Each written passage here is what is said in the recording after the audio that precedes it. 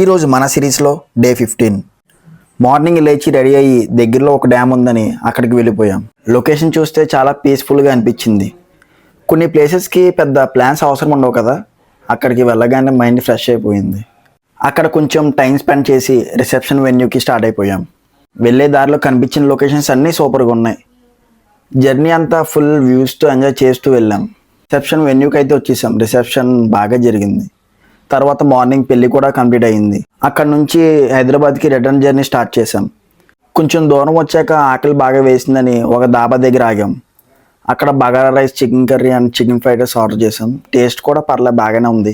మళ్ళీ journey continue చేస్తున్న టైంలో మాతో పాటే రెయిన్ కూడా స్టార్ట్ అయింది. విండో బయట వర్షం, రోడ్డు మీద జర్నీ, ఆ వైబ్కి సపరేట్ ఫీలింగ్ ఉంటుంది కదా. అలా జర్నీ ఎంజాయ్ చేస్తూ సేఫ్గా హైదరాబాద్ రీచ్ అయిపోయాం. ఇంకో రోజు ఇంకో మెమొరీ. సో ఇది నా డే 15. డే 16లో మళ్ళీ కలుద్దాం.